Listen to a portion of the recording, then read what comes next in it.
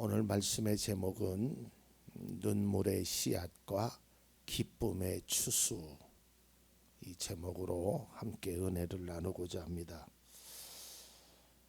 여기 계신 모든 분들은 그동안 살아오면서 다양한 경험들을 해보셨을 겁니다.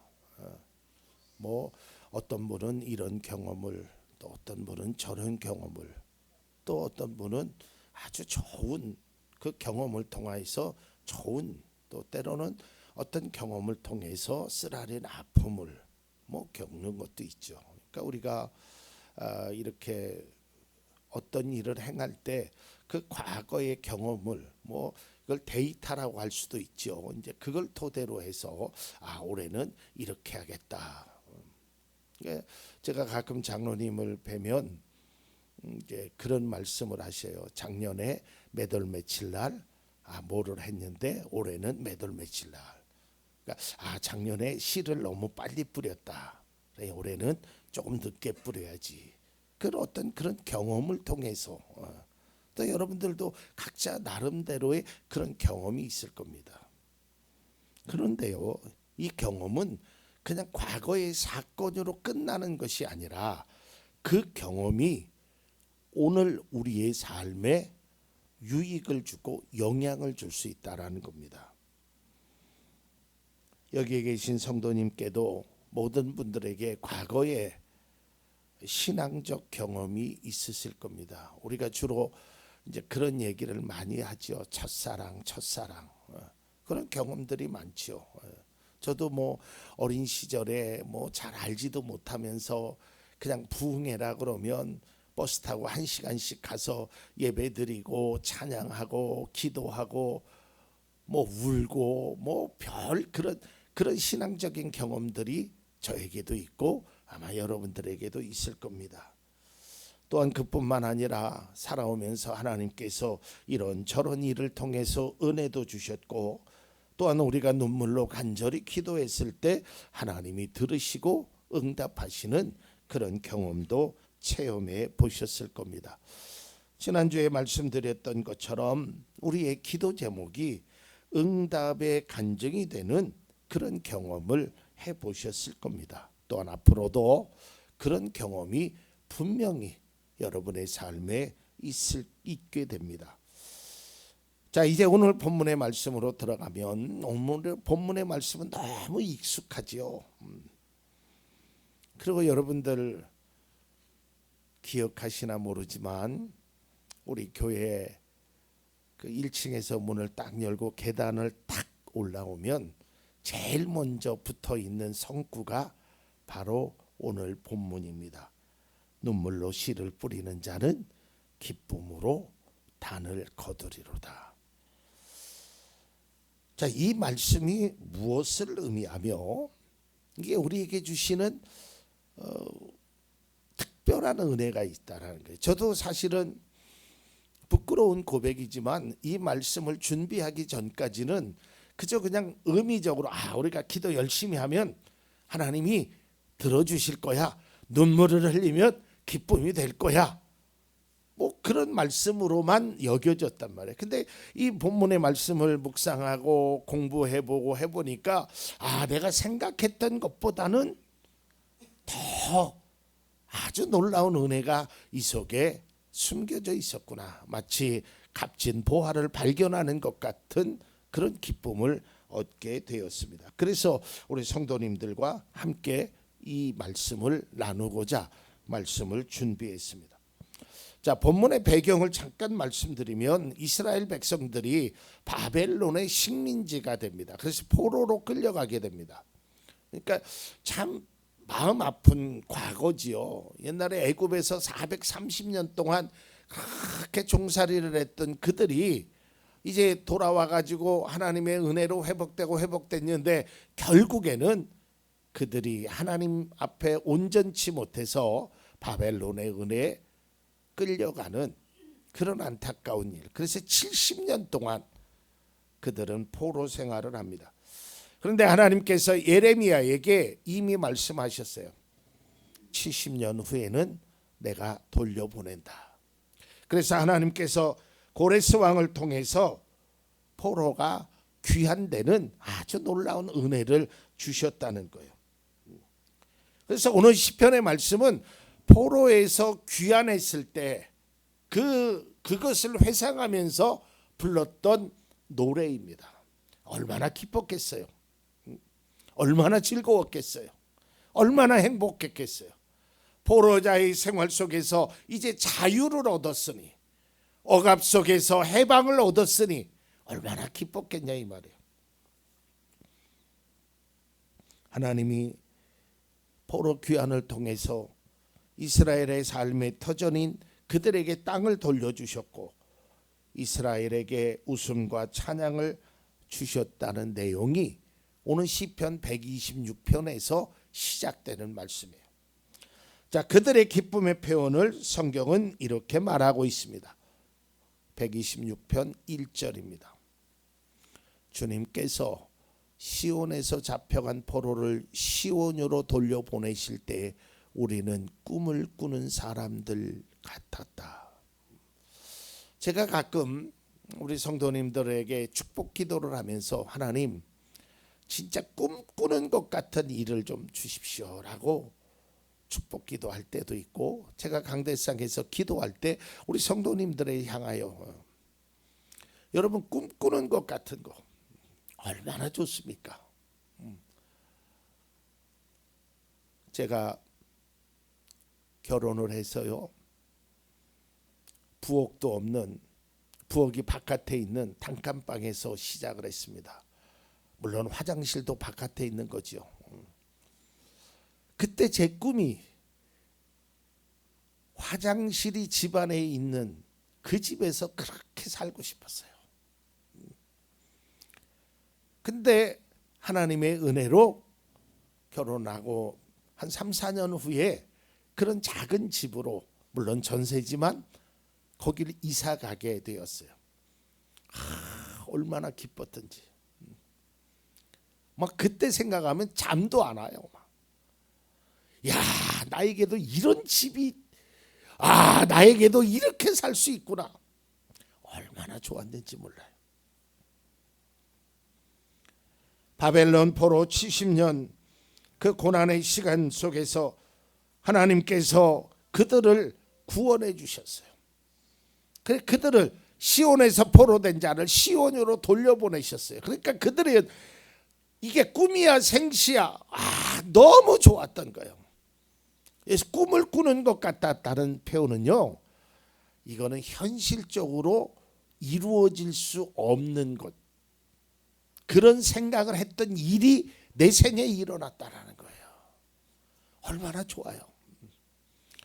여러분, 저는 항상 여러분들을 위해서 기도하기를, 우리 성도님들이 꿈꾸는 것, 바라고 있는 것, 계획하고 있는 것, 소망하고 있는 것, 그것이 이루어질 날이 속히 오기를 기도합니다. 얼마나 좋겠어요. 내가 생각했던 일이 이루어지면, 아니 생각도 못했던 일이 이루어지면 이건 말할 수 없지요. 그 흥분과 그 기쁨과 그 감정과, 이건 말로 어떻게 표현할 수 없는 그런 일들 아니겠습니까? 그래서 그때의 감정을 그들은 이렇게 노래합니다. 2절 말씀입니다. 그때에 우리의 입은 웃음으로 가득 찼고 우리의 혀는 찬양의 함성으로 가득 찼다. 그때 다른 나라 백성들도 말하였다. 주님께서 그들의 편이 되셔서 큰 일을 하셨다. 자막은 제가 내리라고 할 때 내려주세요. 자, 여러분 얼마나 좋아요. 입가에는요 웃음이 있어요. 우리의 입술에는 막 찬양의 함성이 막 가득 차는 게, 할렐루야 할렐루야 감사합니다 감사합니다, 막 이 기쁨과 감격은 이루 말할 수 없죠. 얼마나 기쁘겠어요. 여러분들도 그런 기쁨의 순간이 있었을 거예요. 저의 인생의 삶에도 그런 기쁨의 순간들이 있었어요. 얼마나 기뻤는지. 막 목양실에서 혼자 막 함성을 지르기도 하고, 물론 저희 개인적인 일도 있었고 또 우리 성도님들의 일도 있었고, 그게 너무 좋았단 말이에요. 근데 저는 이 말씀 속에서 우리들이 웃음이 가득 찼고 찬양의 함성으로 가득 찼다, 여기도 중요하지만 저는 그 다음 절을 주목하고 싶어요. 제가 다시 한번 읽어보면, 그때 다른 나라 백성들도 말하였다. 주님께서 그들의 편이 되셔서 큰 일을 하셨다. 이 자막 내려주셔도 됩니다. 이게 무슨 말이냐? 성도님들이 그런 아주 기쁘고 정말 즐거운 일, 놀라운 일, 꿈을 꾸는 것 같은 일이 일어났는데, 다른 사람이, 오늘 성경은 다른 나라 백성들이, 그러니까 다른 사람이 그 모습을 보면서 이렇게 평가를 하는 거예요. 저는 그리스도인에게 있어서 가장 큰 칭찬이라고 생각됩니다. 아니, 평가라고 해도 좋게요. 이런 말을 들을 수 있어야 합니다. 그게 뭐예요? 사람들이 우리를 보면서, 야, 저 사람은 진짜 믿음의 사람이야. 아니, 어떻게 그 어려움 속에서 이겨낼 수 있어? 야, 어떻게 포로에서 해방될 수가 있어? 어떻게 그렇게 힘든 삶이 저렇게 변할 수가 있어? 야, 이건 분명히 하나님이 도와주셨음에 분명해. 하나님의 은혜를 받으니 얼마나 좋을까? 이렇게 말하는 거예요. 저는 우리 장로님을 비롯하여 권사님들, 집사님들, 우리 성도 모든 분들이 다른 사람이 나를 바라볼 때, 야, 당신은 진짜 하나님의 자녀다. 하나님이 너를 도와주셔서 정말 좋겠다.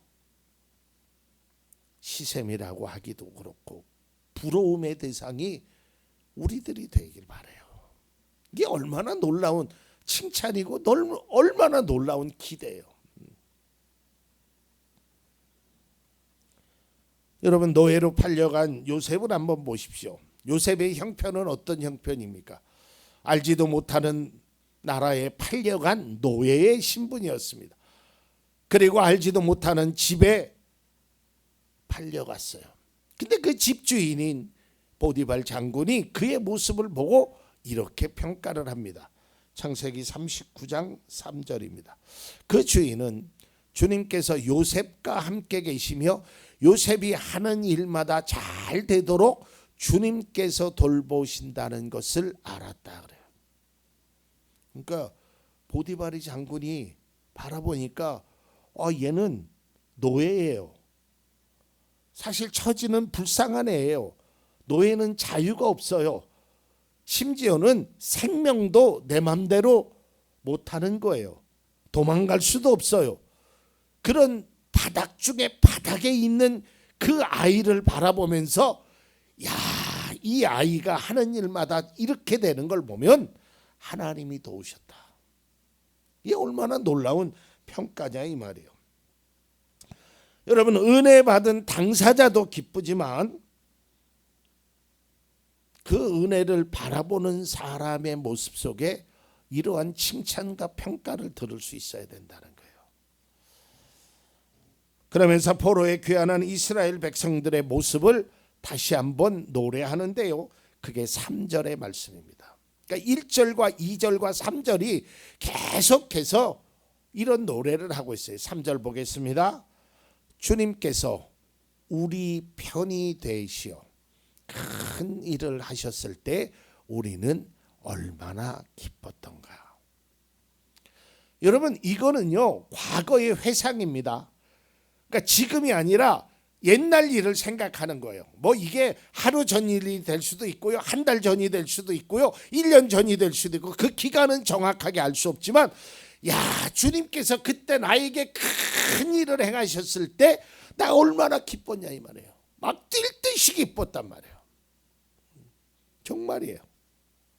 야, 막 흥분이 돼서 막 소리를 지르고 싶고 뛰고 싶고 날고 싶고 그런 일이 막 생각만 해도 막 손이 짜릿짜릿하고 얼마나 기뻤던가 이 말이에요. 이걸 노래하는 거예요. 1절에서 3절까지가. 그런데 이제 여기서 분위기가 싹 바뀌는 거예요. 기뻐했다가 4절의 분위기가 바뀝니다. 왜 바뀌었냐면 4절의 말씀을 좀 보겠습니다. 주님, 네겝의 시내들에 다시 물이 흐리듯 포로로 잡혀간 자들을 돌려보내 주십시오. 아직까지 해결되지 않은 문제가 있는 거예요. 그때는 막 즐거워서 막 행복해서 막 이 행복으로 평생을 살 것 같았는데 뒤돌아보니까 문제가 있는 거예요. 그러니까 이 말씀을 어떻게 이해하셔야 되냐면 1절과 3절은 과거입니다. 과거예요. 그리고 4절은 현재 이렇게 이해하셔야 돼요. 현재. 그러니까 해결해야 될 문제들이 많은 거예요. 또 뿐만 아니라 이렇게 돌아와 보니까요,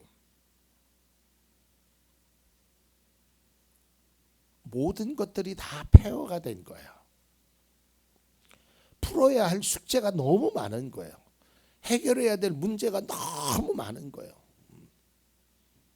여러분, 저는 이 말씀을 묵상하면서 무슨 생각이 들었냐면 옛날에 어떤 권사님의 간증이 기억났어요. 그러니까 이제 집안의 그 남편의 문제 때문에 기도원에 올라가셨어요. 기도원에 올라가 가지고 일주일간을 금식하면서 하나님 앞에 기도했어요. 근데 막 말씀의 은혜가 되고 찬양의 기쁨이 넘치고 막 기도하는데 막 흥분이 되는 거예요. 하나님이 나 지켜주셨으니까 내가 모든 것들이 다 되지. 막 갈 때는 무거운 집으로 갔는데 기도원에서 응답받고 뭐 너무너무 기뻤어요. 그런데 집에 와보니 산적해 있는 일들이 여전히 있는 거예요. 이런 거예요. 우리의 삶도 마찬가지예요. 풀어야 할 숙제가 있었고요. 포로의 귀환으로 누렸던 기쁨은 잠시뿐 고국으로 돌아와 보니까 예루살렘이 완전히 폐허가 되었고 기다리는 건 추위와 굶주림, 현실은 여전히 어려웠어요. 이러한 상황을 우리가 인식하고 5절과 6절을 봐야 된다는 거예요. 이러한 배경이 있었다는 거예요. 그러니까 우리가 어떤 글이나 어떤 말을 들었을 때 어떤 앞뒤를 다 잘라먹고 그것만 하면 이해를 제대로 할 수 없는 거예요. 성경도 마찬가지예요. 그러니까 1절에서 3절까지는 하나님께서 바벨론 포로에서 우리를 회복시킨 그 구원의 감격을 누리다가 4절의 현실적인 문제 앞에서 하나님, 우리에게 이 문제도 좀 도와주세요라고 하나님 앞에 기도했고, 이제 그 다음에 5절과 6절의 말씀은 우리가 앞으로 해야 할 일을 말하는 거예요. 그러면서 이스라엘 백성들에게 권면하는 내용이에요. 울며 씨를 뿌리는 자는 기쁨으로 단을 거두리라. 눈물을 흘리면 씨를 뿌리는 자는 기쁨으로 단을 거두리라. 그러니 너희들은 눈물의 씨앗을 뿌려라. 이게 오늘 시편의 결론의 내용입니다. 5절과 6절 말씀을 다시 한번 보겠습니다. 눈물을 흘리며 씨를 뿌리는 사람은 기쁨으로 거둔다. 울며 씨를 뿌리러 나가는 사람은 기쁨으로 단을 가지고 돌아온다. 포로 생활을 마치고 기쁨으로 돌아왔으나 막상 어려운 현실 앞에서 낙심하고 있는 이스라엘 백성들에게 행하고 있는 말씀이에요. 그러니까 이 말씀 속에는 그저 단순하게 이 말이 있는 거 아니냐. 야, 너희들의 그동안 과거를 한번 생각해 봐라. 우리가 포로 생활했을 때 얼마나 힘들었느냐. 하나님께서 그 포로에서 우리를 건져주시지 않았느냐. 지금 앞에 놓여 있는 현실의 어려움 앞에서 좌절하고 낭망하지만 말아라. 예전 일을 생각하고 눈물로 울며 씨를 뿌려야 된다. 이것이 오늘 시편의 우리에게 전체적으로 주신 말씀입니다.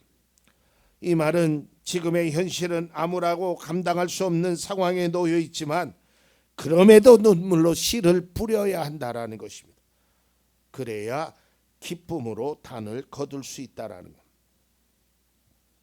여러분, 모든 사람이 마찬가지만 우리의 현실 속에서 항상 좋은 일만 있는 것이 아닙니다. 아픔도 있죠. 고통도 있죠. 쓰라림도 있죠. 걱정되는 것도 있죠. 낙담이 되기도 하고요. 실망이 되기도 하고요. 절망의 순간이 찾아오기도 합니다. 아니, 어쩌면 지금 이러한 현실을 직면하고 계신 분들도 계실 거예요. 피하고 싶고 받아들이지 않고 싶은 그 고난의 그 순간 앞에서 너무나 고통스럽죠. 저도 경험해 보았어요. 너무나 힘들고 괴로웠어요. 그 어느 목사님의 설교를 잠깐 들었는데요. 그 목사님 이렇게 말씀하시더라고요. 진짜 고통스러울 때 기도하면 표현이 안 된다는 거예요. 기도의 내용이 안 나온다는 거예요. 저도 그걸 경험해 봤어요. 진짜 고통스러울 때 기도하면은요, 우리가 하나님 이것도 해주시고 저것도 해주시고 그것도 해주시고, 진짜 고통스러우면요 안 나와요. 그냥 하나님 하면서 꺽꺽꺽꺽 하게 돼요. 이런 고통이 우리 속에 찾아왔어요. 숨 넘어가듯 기도할 때가 있죠. 이러한 상황에서 우리가 믿음의 성도가 어떻게 해야 하는지를 보여주고 있다라는 거예요. 여러분, 저는 씨를 뿌려본 적이 없어요. 그러니까 농사를 지어본 경험이 없어서 씨를 뿌려본 적이 한 번도 없어요. 근데 만약에 제가 이제 씨를 뿌린다고 가정을 하면 저는 이런 생각이 들을 것 같아요. 야, 이 씨가 자랄 수 있을까? 이 씨가 열매를 맺을 수 있을까? 왜 그러냐면 저는 경험이 없어요. 과거에 씨를 뿌려본 적이 없어요. 근데 농사를 지신 분은, 그런 경험이 있는 분은 그 씨를 뿌릴 때 무슨 생각을 해요? 이 씨를 뿌리면 열매를 거둔다. 왜? 과거의 경험 때문에 그래요. 마찬가지예요. 우리가 하나님 앞에 이 말씀은 눈물로 씨를 뿌리는 자, 울며 씨를 뿌리는 자가 뭐예요? 신앙의 그 경험을 통해서 내가 하나님 앞에 이렇게 나가면 하나님은 반드시 기쁨의 단을 거두어 주셨음을 너희들을 보았지 않았느냐? 1절과 3절의 말씀 속에서 그때 너희들이 너무 기뻤고, 얼마나 기뻤으면 입에는 웃음이 가득 차고 혀에는 찬양이 넘쳤냐? 얼마나 기뻤냐? 그때 일을 생각해 봐라. 지금은 눈물로 씨를 뿌리지만 반드시 기쁨으로 거둘 수 있을 것이다. 이게 오늘 본문의 핵심이라는 거예요. 오늘 시인은 전반부 1절에서 3절에 과거에 보여주셨던 하나님의 은혜를 경험했던 것을 잊지 말아라. 그러니 걱정하지 말고 뿌려라라는 거예요. 눈물을 흘리면서 하나님 앞에 뿌려라라는 것이에요. 마치 꿈꾸는 것 같은 기적, 웃음이 가득했고 입술에는 찬양의 함성이 가득했던 일을 기억하고 현재의 고난과 문제 앞에 우리가 해야 할 일은 눈물로 씨를 뿌리는 거예요. 그 과거의 그 경험을 잊으면 안 된다고. 그것을 잊으면 안 되는 거예요. 그 하나님께서 우리에게 행하신 그 기억들, 포로에서 귀환한 그 놀라운 순간을 너희들 기억해봐라. 지금 물론 어렵지. 지금 먹을 것도 없고 뭐 해결해야 될 문제는 산적 같고 뭐 고통 중에 있어. 그러나 지금 너희들이 해야 될 것은 울며 눈물로 씨를 뿌려야 되는 것이다. 눈물로 씨앗을 뿌린다는 것은 현재는 아무것도 얻을 수 없기에 고통의 시간입니다. 때로는 불안하기도 하지요. 야, 이거 눈물로 씨앗을 뿌린다고 해서 이게 열매를 거둘 것인가? 내가 이렇게 한다 그래서 하나님이 내 기도를 들어주실 것인가? 이렇게 한다고 해서 내 문제가 해결될 것인가? 두려움이 있죠. 그때 여러분 뭘 생각하냐면 126편 1절에서 3절의 말씀으로 다시 이렇게 올라가는 겁니다. 그때 그런 생각을 하는 거예요. 그때 그 기억이 돌려나와야 돼. 하나님이 그때 그렇게 해주셨지. 하나님이 그때 나를 위해서 큰일을 행하셨지. 하나님이 그렇게 해주셨지. 그걸 기억하는 거예요. 고통의 시간이지만 그것을 해야 되는 이유는 미래의 열매를 거둘 수 있기 때문입니다. 뭐 다른 분들도 마찬가지겠지만 우리의 삶에 고통의 순간, 절망의 상황, 해결할 수 없는 문제로 낙담될 때 우리는 눈물로 씨앗을 뿌려야 하는 것입니다. 그럼 눈물로 씨앗을 뿌린다는 것이 뭘 얘기하느냐? 나의 간절함을 하나님께 드리는 거예요. 믿음의 씨앗을 우리가 뿌려야 되는 거예요. 이것이 그리스도인의 아주 중요한 믿음의 모습이 바로 이것이라는 거예요. 우리의 그러한 경험과 하나님이 주신 은혜를 생각하면 뭐가 생기냐면요, 좀 배짱이 생기는 것 같아요. 담대함이 생기는 것 같아요. 뭐 저는 이런 영적인 담대함, 영적인 배짱이 우리 속에 좀 필요해요. 뭐 개인적인 일이지만 좀 이해해 주시고 좀 들어주십시오. 이제 제 아내가 이제 작년에 회사를 그만두고 이제 좀 뭐 가정이 그렇게 경제적으로 여유롭지 못하니까 제 아내가 어느 순간에부터 일을 좀 다시 해야겠다. 뭐 일을 한다고 하는데 뭐라 그럴 수는 없고, 그래서 뭐 마땅한 일자리가 있겠어 그랬더니, 근데 여기저기 일자리를 넣었어요. 다 떨어지는 거예요. 심지어는 학교에 청소하는 일 거기도 안 돼. 뭐 이력서를 넣는 곳마다 다. 그 이유가 도대체 뭘까? 뭐 정확하게는 말하지 않는데 그 어떤 흐르는 뉘앙스가 나이가 조금 너무 많으신 것 같아요. 그게 다 안 됐어요. 근데 어느 날 제 아내가 그렇게 얘기하더라고요. 안 되면 하나님이 알아서 하시겠지. 그래요. 여지까지도 알아서 해주셨는데 지금까지 알아서 해주셨는데 앞으로도 해주시겠지. 이게 그냥 뭐 체념 같기도 하고 뭐 미루는 것 같기도 하지만 이게 신앙의 경험 속에서 일어나는 거예요. 여러분들도 마찬가지잖아요. 우리가 삶의 과정 속에서 내 힘과 내 능력으로 했던 것이 얼마나 있어요. 하나님의 은혜 아니고서는. 그러니까 그런 믿음의 배짱이 생기는 거예요. 하나님이 뭐 굶어 죽이게 하시겠어. 하나님. 이제 그러면서 중요한 것은 그럼에도 불구하고 눈물의 씨앗은 뿌려야 한다는 거야. 이게 뭐냐면 그저 하나님이 책임져 주시겠지라고만 하는 것이 아니라 하나님께 나의 간절함을 아뢰는 거예요. 그러면 하나님이 이런 방법을 통해서든지 저런 방법을 통해서든지 지금까지 해주셨던 대로 은혜를 주셨단 말이죠.